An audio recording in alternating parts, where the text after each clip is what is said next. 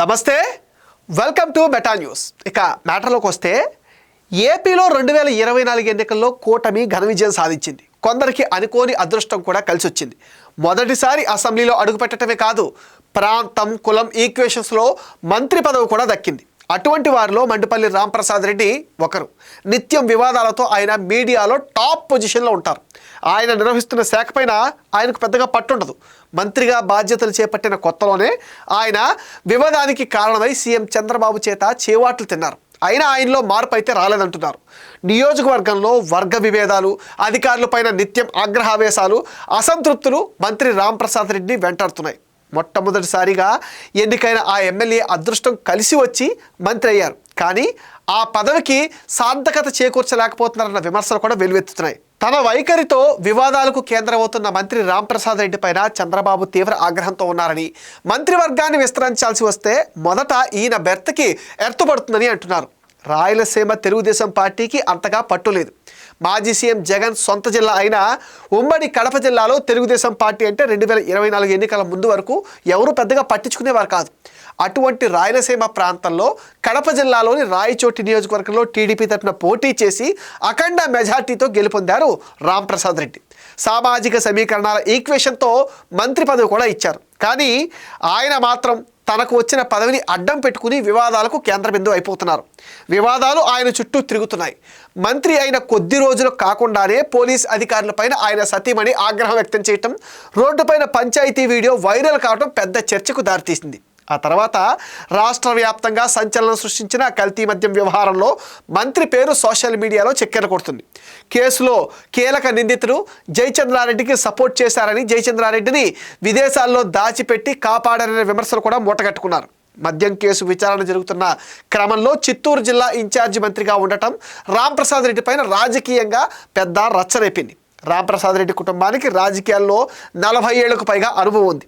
రాంప్రసాద్ రెడ్డి తండ్రి మండేపల్లి నాగిరెడ్డి సమితి ప్రెసిడెంట్గా పనిచేశారు. 2023లో ప్రత్యక్ష రాజకీయాల్లోకి వచ్చిన రాంప్రసాద్ రెడ్డి 2009లో కాంగ్రెస్ పార్టీ తరఫున టికెట్ ఆశించారు. అయితే అప్పట్లో టికెట్ రాలేదు.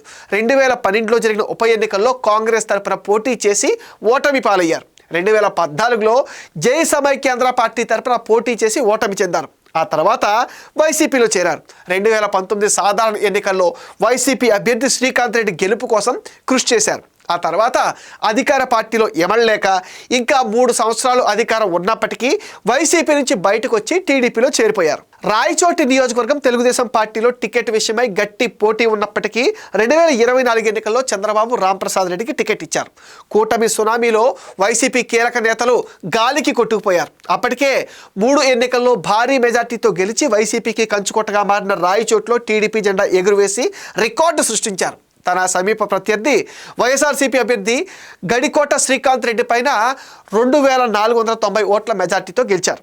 వైసీపీలో కీలక నేతగా జగన్ సన్నిహితుడిగా ఉన్న శ్రీకాంత్ రెడ్డిని ఓడించడంతో రాంప్రసాద్ రెడ్డి చంద్రబాబు ఫోకస్లో పడ్డారు. దీంతో చంద్రబాబు ఆయన్ని క్యాబినెట్లో చేర్చుకున్నారు. కడప నుంచి మహిళా కోటాలో రెడ్డప్ప గారి మాధవిరెడ్డి, యువత నుంచి కమలాపురం ఎమ్మెల్యే పుత్తా చైతన్యరెడ్డి, సీనియర్లుగా ప్రొద్దుటూరు, జమ్మలమడుగు, మైదుకూరు ఎమ్మెల్యేలు వరదరాజుల రెడ్డి, ఆదినారాయణ రెడ్డి, పుట్టా సుధాకర్ యాదవ్ తమ వంతు ప్రయత్నాలు సాగించారు. వీరిలో ఎవ్వరికీ మంత్రిగా అవకాశం దక్కలేదు. మంత్రిగా బాధ్యతలు చేపట్టిన 2 సంవత్సరాలు గడిచినా నేటికి ఆ శాఖపైన ఏమాత్రం పట్టు కూడా సాధించలేకపోయారు. రాయచోటి నియోజకవర్గం నుంచి ఇప్పటి వరకు ఏ ఒక్కరికి మంత్రి పదవి దక్కలేదు. రాజకీయ నేపథ్యం ఉన్న కుటుంబం నుంచి వచ్చిన మండపల్లి రాంప్రసాద్కి మంత్రి పదవి దక్కినా ఆయన పనితీరు మెరుగుపరుచుకోవటం లేదనే విమర్శలు కూడా గట్టిగానే వినిపిస్తున్నాయి. మంత్రి పనితీరు ఆధారంగా వారికి సీఎం చంద్రబాబు ర్యాంకులు కూడా కేటాయించగా రాంప్రసాద్ రెడ్డి గ్రాఫ్ దారుణంగా ఉంది.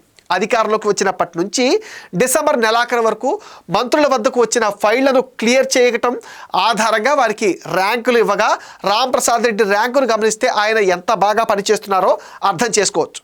మంత్రి రాంప్రసాద్ రెడ్డి చివర 3వ స్థానంలో ఉన్నారు. మొత్తం 669 ఫైల్స్కి గాను ఒక్క ఫైలు సగటున 15 రోజులు 19 గంటల 53 నిమిషాలు తీసుకున్నారు. ఫైలు పరిష్కారంలో వేగం పెంచాలని సీఎం చంద్రబాబు పదే చెప్తున్నా ఆయనలో మాత్రం మార్పు రాలేదు. మంత్రి కొల్లు రవీందర్, మనోహర్ వద్ద కూడా కీలక ఫైళ్లు పెండింగ్లో ఉన్నాయి. సాకులు చెబితే ఊరుకోనని చంద్రబాబు ఘాటుగా హెచ్చరించారు. మంత్రి ఫైల్స్ క్లియర్ చేయడం విషయంలో అలసత్వం వహిస్తున్నారనే చర్చ కూడా నడుస్తున్న క్రమంలోనే శాఖ పైన పూర్తి స్థాయిలో పట్టు సాధించలేకపోయిన చర్చ కూడా ఇప్పుడు హాట్ టాపిక్ అవుతుంది. తుల తీరు పట్ల సీఎం చంద్రబాబు తరచూ ఆగ్రహం వ్యక్తం చేస్తున్న పరిస్థితి కనిపిస్తుంది. మంత్రి రాంప్రసాద్ రెడ్డి తీరుపైన సీఎం చంద్రబాబు ఇప్పటికే 2-3 సార్లు అసంతృప్తి వ్యక్తం చేశారని, రాబోయే రోజుల్లో ఆయనకు ఉద్వాసన పలకటం ఖాయంగా అంటున్నారు. తాను లోకేష్ టీంలో ఉన్నానని, తనను లోకేష్ కాపాడతారన్న ధీమాతో మంత్రి రాంప్రసాద్ రెడ్డి పూర్తిగా నిర్లక్ష్యంతో వ్యవహరిస్తున్నారని టీడీపీ నేతలు కామెంట్స్ చేస్తున్నారు. ఉమ్మడి కడప జిల్లాలో రాంప్రసాద్ రెడ్డి స్థానంలో కడప ఎమ్మెల్యే రెడ్డప్ప గారి మాధవిరెడ్డికి చోటిస్తారని జిల్లాలో జోరుగా చర్చ సాగుతుంది. ఇప్పటికైనా మంత్రి మండిపల్లి తీరు మార్చుకుంటారో లేదో చూడాలి. మరి ఇది మెటా న్యూస్ అప్డేట్. ఈ వీడియో పైన మీ విలువైన ఒపీనియన్ని కామెంట్ సెక్షన్లో మెన్షన్ చేయండి. Please support meta news. Please subscribe meta news.